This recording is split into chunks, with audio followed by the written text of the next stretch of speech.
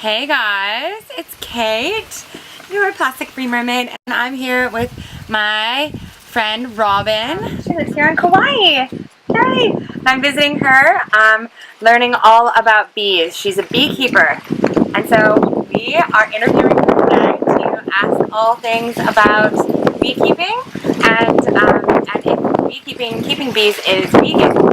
So, hi Robin. Hi Kate. How are you? I'm stoked. I'm so happy to be here and have the opportunity to talk about conscious eating and bees. So tell us, what is honey? How does it work? So one of the things I love about being a beekeeper is honey. It'll keep you in it even though it's very hard work. Honey is a pure nectar reduction. The bees go and collect nectar from fresh flowers when they first bloom and open, and they carry it in their throats back to the hive. So the nectar there gets inoculated with their saliva, which is magic.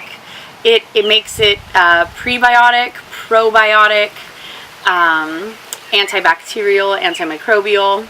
And then they take that honey from their throat and they put it into the hexagons of the beeswax, and they flap their wings over it collectively to evaporate all the water out of it.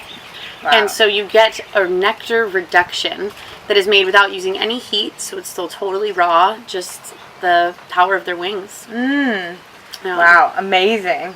And how does the hive work? What's the structure? Give us a little bit of a background on the queen and who's in there. Right, okay, so there are 3 types of bees in every hive.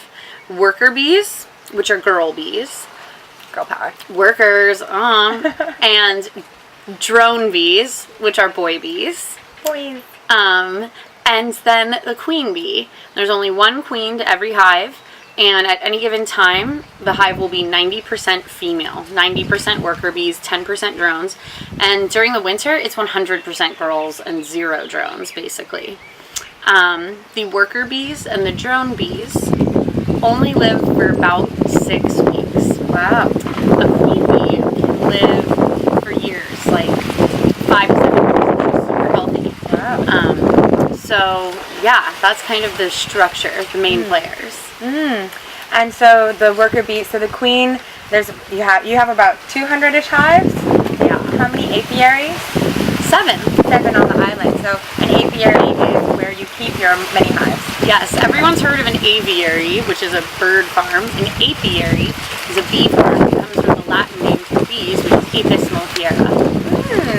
Latin. Okay. And, okay, so you have many bees around the island, and then in each hive is one queen, Yes. right? And then what if she dies? How does she manage her hive? So the queen bee's job is to lay baby bees. Okay. She's the mother to every bee in her hive, all the workers, all the drones. So most of her day is filled with just laying eggs. They feed her honey and royal jelly. She doesn't have to go out and forage for her own nectar. And so her health determines how many eggs she lays, and therefore their general population. Every day she will lay between 1,000 and 2,000 eggs. Wow. Yeah, and they'll take about 10 to 14 days to emerge as fully grown little baby bees. Cute. So if she dies or gets squished or for some reason leaves the hive and doesn't make it back, they will take one of the eggs she has laid, a very young egg that was just laid 1 to 3 days ago, and they will feed it extra royal jelly, thereby making sure it will become a queen. Okay. And what really makes a queen, when she's first born, she's a virgin queen. And that means she hasn't mated with any drone bees. She doesn't have the DNA to start laying eggs. So basically, right after a new queen emerges, because they will make one from an egg if there's one in there, she will go on a mating flight.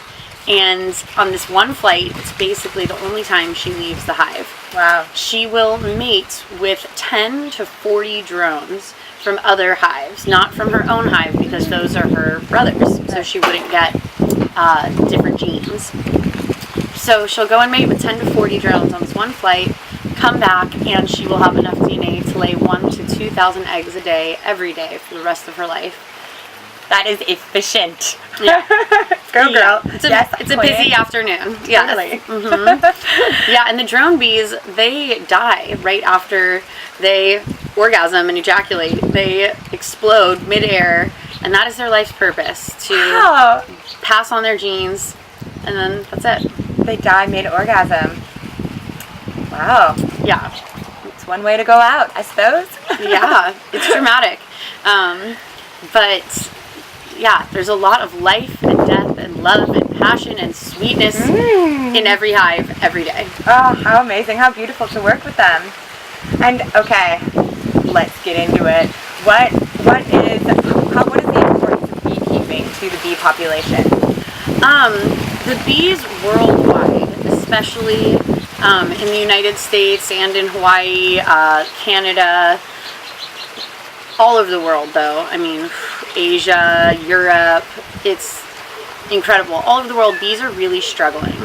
And it's due to a whole culmination of factors. So it's not something that we could just stop doing one thing and everything's going to be easy for them again. Bees are having to work harder than ever to stay alive and stay healthy in the wild. And so you find less and less healthy bees out in the wild on their own.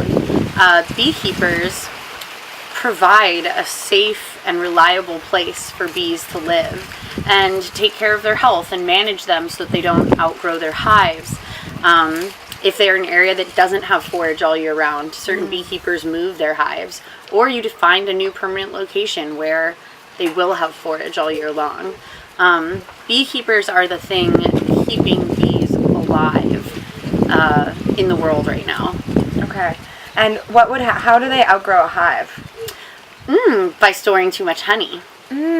So Interesting. yes, when you keep bees, the standard practice of keeping bees replicates a hive in nature almost exactly. The only difference being that you can remove the frames of honey and put back the beeswax and not disturb their whole hive.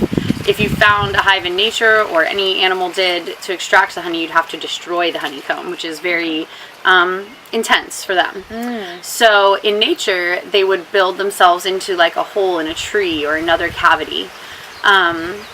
But that can't change size like a beekeeping box does. When they outgrow a box and you're keeping it and managing it, you can add another box on top and give them more space. They don't have to move and find a whole new home.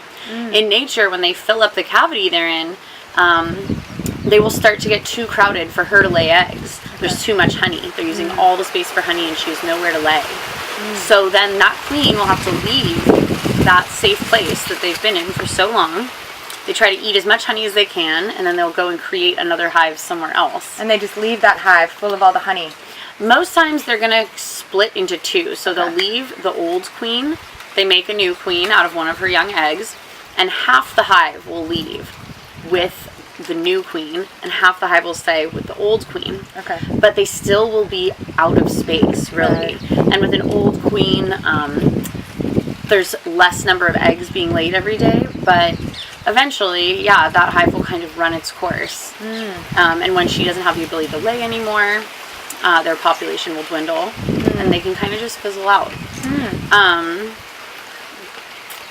Gosh. So, okay, so if beekeepers are keeping bees alive, and bees are the one that pollinate and help our flowers and trees to fruit and feed us, you know, I want to get into the vegan bit about is eating honey vegan? Is it vegan to not eat honey because you're not supporting bees? Like, let's talk about that. Yeah, so I think that there are a lot of different reasons for being vegan.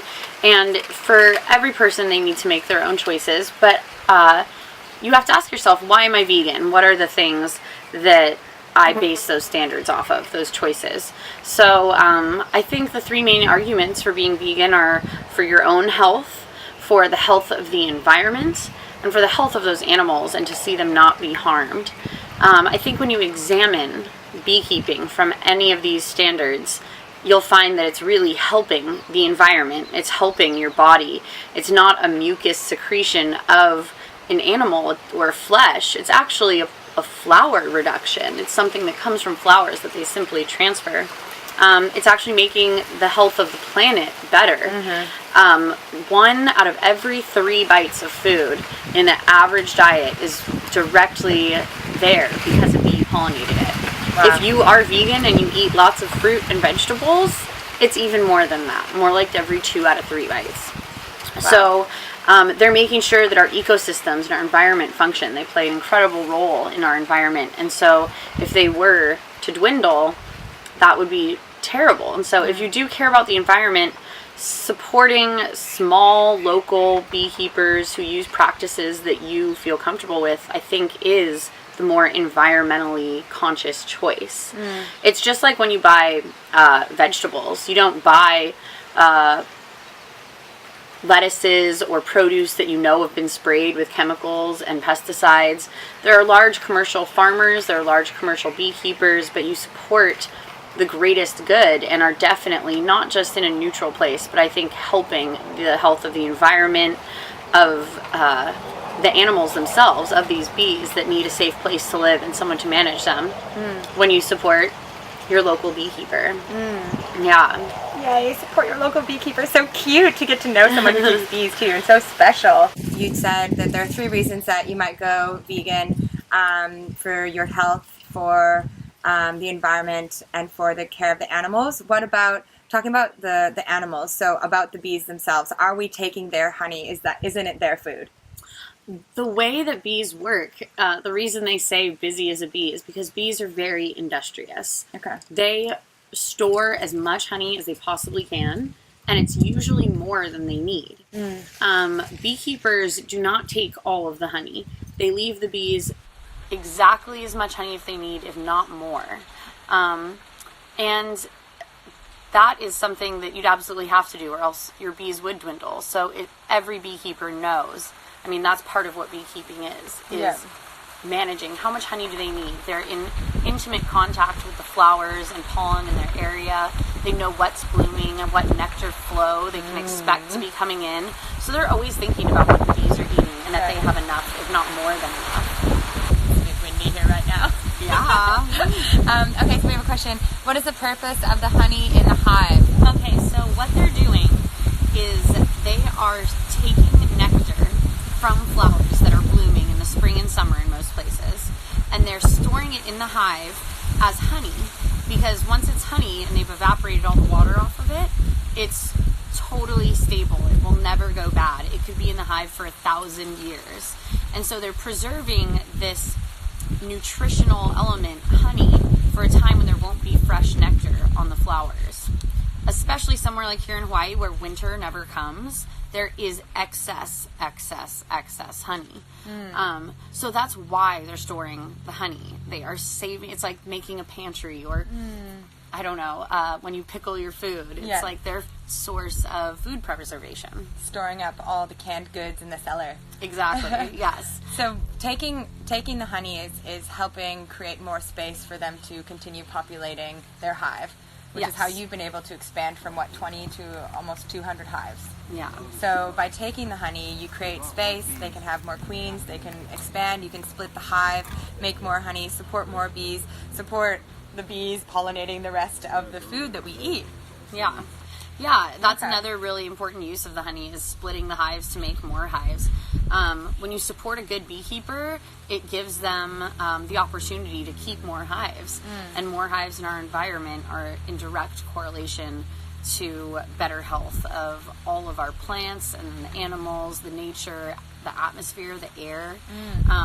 There are still so many things we're learning about bees, but they are definitely sort of like a keystone species is one that's at the top of the food chain. These are more like the basis of the food chain. They are the thing that supports all other life, like krill in the ocean, or, so they are the smallest, but I think of them as one of the keystone species, and definitely a canary in the coal mine, as they would say, like an indicator of environmental health. How so? When bees are really struggling in a place, it's kind of the first sign that a lot of other things are really, really struggling. You know? So by having relationships with beekeepers, they gather information. They notice things about weather, about different times that things bloom. They are a great wealth of information when it comes to nature and the environment, and they do all this because they have to think like a bee. Bees are so intertwined into so many other natural functions. So if we notice what they're doing, we can see where a lot of other things are really needing attention. Okay, so looking at, okay, I have so many questions. So I want to finish this thought, but also not lose the question. So what exactly is the difference between regular honey and raw organic honey? Awesome. So honey does not need to be pasteurized. It doesn't need to be pasteurized for shelf life. It doesn't need to be pasteurized for bacteria. Pasteurization was invented for wine when they wanted to sterilize the grape juice so only that certain inoculated bacteria would grow. Honey is already antibacterial and antimicrobial. They actually use honey in trauma centers. There's something called Medi honey that's just very clean honey. And they put it on wounds. Wow. It is like Neosporin. It will heal things. The only reason... Nature! I know. It's literally magic. The only reason they ever started pasteurizing honey was that raw honey will eventually crystallize, especially if it's stored in cooler temperatures. If you pasteurize the honey, if you heat it, it will never crystallize. It kind of kills that crystalline structure. And a lot of the enzymes and really good stuff. It makes it sterile. So, but they did this so that they could put it in those cute little honey bears and it would never crystallize, and you could always squeeze it out of those crappy stupid plastic honey bears. So that is where the origin of pasteurized honey even came from. Okay. Good honey doesn't need to be pasteurized. I would always buy raw honey, but I would say it's not... And use raw honey on your wounds if you're going to use it topically or... Yes, on your face, in salves, just in general. It's a living substance. It shouldn't be sterile. And then, so organic is a really hard thing to quantify for a lot of beekeepers.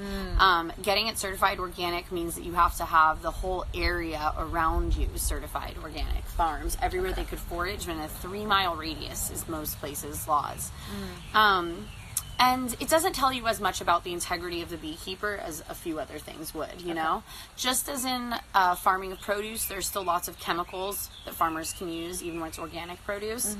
Much better to go to the farmer's market and talk to the farmer and know him. Kind of the same thing with honey. If it's labeled organic, it's definitely a big farm or someone who had a lot of extra money to get that certification, which doesn't always equate into a smaller, more high-integrity beekeeper. So I would say always spend the extra money on the raw versus organic with honey. But for the most part, try and buy honey from the person, the beekeeper themselves, and you will be getting a product that is beyond organic. Support local. Yay! Okay, that's so interesting, and I love using honey and all the little recipes, so that's good to know. Keep it raw. Next question. So would you eat honey overseas where there's winter? Yes, because those beekeepers are still managing those hives in a way that's allowing them to survive over the winter. And most times they reduce the size of the hive so it's easier for them to stay warm. And the queen manages this herself. Like I said, during the winter, they don't even lay boy bees. She's not going out and mating. They're not making new queens. They do sort of mellow down and cut their caloric restrictions. They stay inside the hive. It's like they're meditating for a season. They don't even really sleep. Hibernation? Yeah, bees meditate at night when they come in. They turn their heartbeats down and vibrate to stay at the same temperature. But it's not like they really sleep. They sort of just tune down. Wow. Yeah. So in the wintertime, they're eating less, but that is exactly what they've evolved to do. And yes, I wouldn't... It's a little harder. Every country, Asia is really hard to get good honey, and a lot of them treat with chemicals. So I would be inquisitive about any honey I eat overseas for other reasons, but not because of the winter. If you're not sure about the honey in your area, you can always order from Robin, Kauai Nectar Co. She will ship it to you fresh and delicious, and it's raw and made with love. Yeah, it does have a really special taste to it, too. All the tropical flowers that we get here give it this it's absolutely tropical wildflower. It's juicy and... delicious. I feel so lucky. Okay, next question. They don't store their honey based on seasonal cues. For example, store more in Michigan than Hawaii. I think Do you have a comment on it? definitely do store more honey in certain places. It just depends on how much nectar is available to them, and the fact that they can work the whole season and there's stuff there. Here in Hawaii, it's not just that we don't have winter. There are things blooming all the time. And so there's definitely a variance.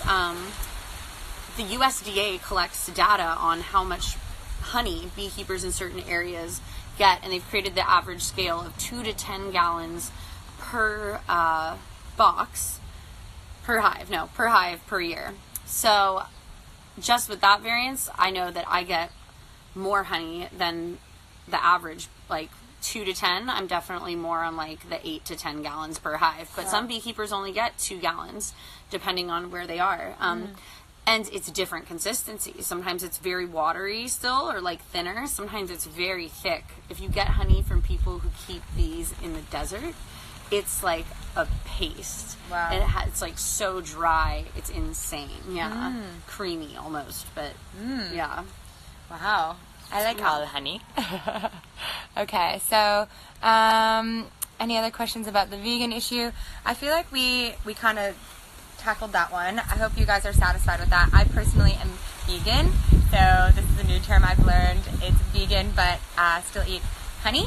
And that's because now that I've learned so much, thanks to my bestie Robin teaching me, that it actually supports our environment. It actually is, especially when you support a local beekeeper. Like, you wouldn't want to buy the mass manufactured stuff that probably is sold at supermarkets. You'd want to get it in glass from your farmer's market. Yeah, totally, because there is a lot of honey fraud out there. It sounds crazy, but because it's such a valuable thing, there are always people who are going to try and take away from its integrity or capitalize on high demand of anything. It's the same thing when you buy like food that has been marketed to healthy people. You know, they know there's a lot of money in health food, and there are people that are going to do things low integrity. So the best thing to do is to know your beekeeper, or to get it from somewhere with a nice array. I would say always buy it from a smaller store. Most honey that's on the shelf in big grocery stores, when tested, does not have any traces of pollen or enzymes that would make it any different than sugar syrup. And that's because a lot of places do cut honey. They send it from China in boatloads, cut with corn syrup or rice syrup. So, and you know, if you're a vegan, you are definitely already making choices like that in your everyday life. You're an educated buyer. Obviously, you care about what you put in your body. So it's no different than those things you're already doing, you know? And again, when you support your local beekeeper, it's such an incredible way that you contribute back to consciousness and good things in your community. So I think supporting local is the best. And of course, it helps with allergies, and you get to notice the different flavors of honey you get from season to season. Yeah. How does it help with allergies? It's kind of like anti-venom, because you get exposed to a tiny bit of the pollen in your area. Your body gets used to it and doesn't go into full-on hay fever mode, you know? Very cool. Yeah. So allergy, anti-venom, very cool. Labeled per, okay, so someone bought local honey that is labeled per season and she's not sure of the difference. So they probably have different flowers blooming really distinctly in summer, or spring, summer, and fall. And so even if they're in the same spot and the bees haven't moved, they can get totally different flavored honey. Like I said, because honey is a nectar reduction, and every flower's nectar tastes slightly different. Eucalyptus honey is red and amber and has more of like a brown sugar flavor to it. Whereas honey from clover blossom or orange blossom is very white, very almost like vanilla frosting sweet, like that kind of sweetness. So every nectar has its own flavor profile. And so you get, when you try honey all over the world, that is really awesome because they have totally different tasting honey, and it really does reflect a place and that specific time. You know, certain seasons of certain years end up being really exceptional, and you'll save a bottle of honey from like 10 years ago because that one spring was so amazing with this one flower or whatever it was. But it's really, really cool, and a sign of a good small beekeeper if they're labeling their jars by the batch, by the season like that. Cool. Good to know. Local all the way. That's fine. Homogenized honey ain't real honey. Yep. Yep. Word that. It should not. Word that. It's word that. Yeah. It's natural. It should have natural variants in it and little grits and sparkly bits of pollen and enzymes. It's, yeah. I love it when you have real honey because there's almost like sparkles in it. Sparkle honey. Yeah. That's so great because I can't use glitter ever because I don't use plastic. So like now I can just smear honey on myself and glisten. Oh my gosh. Yeah. Robin's business is Kauai Nectar Co. Yeah. Someone asked. So Kauai is spelled Kauai. It's the name of this beautiful island that I was born and raised on, and then I get to call home. And nectar is what it's all about. So Kauai Nectar Co. Honey fraud. What's this? Replacing the honey with sugar water? Corn syrup and Corn stuff. syrup? Yeah. Is that happening on small scale, or is that mostly? It was on a huge scale for like 20 years, actually. Wow. And I used to tell this story, and people would be like, "No." I'm like, "Yes, honey smuggling, cutting and smuggling like it's a drug."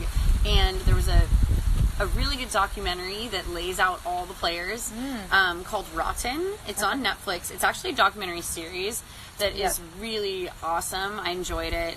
They do it by episodes, and the first one is honey.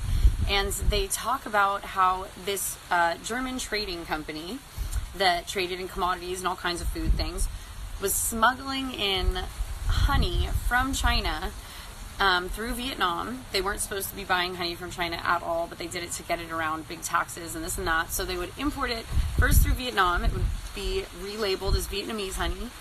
It was cut with corn syrup or rice syrup and then shipped and sold as American honey, pure American honey. Oh my gosh. Yeah. The lies. So that's why it is really, even when something says organic, pure, this and that, if you're buying it off a big shelf, you can't always know. And so knowing your farmers, knowing your beekeepers is so exceptionally important.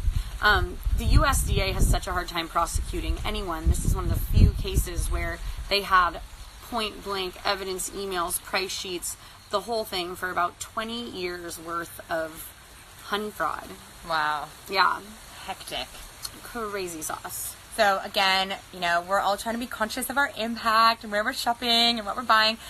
So we probably, most of us, avoid kind of these big, large stores that are selling all this bad stuff, or we stick to the perimeter where all the fresh food is. And, you know, a lot of these things that are packaged and sold at the average supermarket usually are containing chemicals that are bad for us anyways, or that are, like the food or the original whole food has been processed so many times, and now it's contained with preservatives, which is what allows it to be packaged in plastic and then kept on the shelf for ages. So avoiding things that are packaged in plastic is you know, is my shebang, or my whole deal. But also just reading labels is really important, and that kind of helps to, like, I guess, support your decisions to stick to whole foods, to shop at farmers market, to go to health stores, because you start to read the labels and see that there's all these weird things added in, and sometimes you can't even trust the labels if they're labeling it pure American honey and it's been shipped all over and cut with stuff that's not honey. So really interesting. Thank you for sharing. Yeah, I think one thing I really want to say in support of people like you who have made the choice to eat honey and bees products while they're vegan, I would say that it's not a dumbed down version of veganism. It's actually a step farther. It is choosing to be more conscious, and again, it's like you can just be a vegan but be supporting big corporate agriculture. Like, it's still lettuce, but you choose to buy organic produce. You choose to take it one step farther and look at the integrity of the whole practice. And I think it's veganism at a deeper level, actually, not at a lesser level. Yes. Yeah. Empowered, knowledge-based veganism. It's making choices. It's not just being like, these are an animal and we're taking their honey. It's like, okay, have you looked into that? Do you know what you're talking about? Because Robin is a beekeeper and she's been doing this 8 years, and this is really valuable information. So if we make a decision that so can be really charged too and preachy as being vegan, you know, it's a big label to hold. Make sure you know what you're talking about. Make sure you know what your decision is based on. Do your research always about all things that you're putting into your body. And I honestly think that being plastic free is super vegan because I'm saving turtles and dolphins from choking on my tofu wrapper.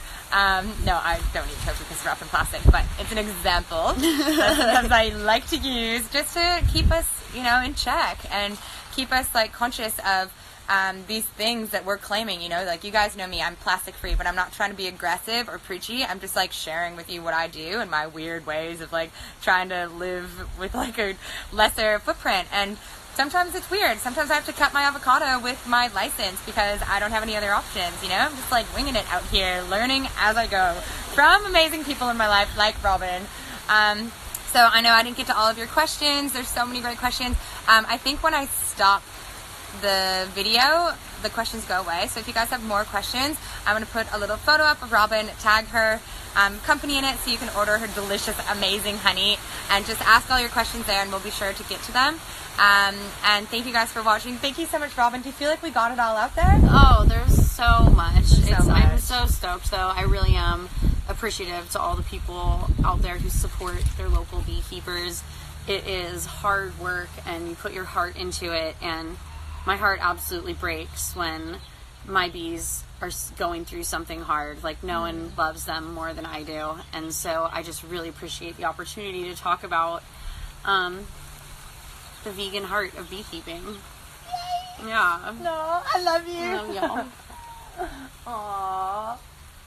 Thank you so much. Thanks, guys. And we did do honey face masks today, so I will be sharing that. So glowy. So like, nice. It was amazing. So we'll talk all about the health benefits of honey as well in a later post. So thanks, you guys. Look at all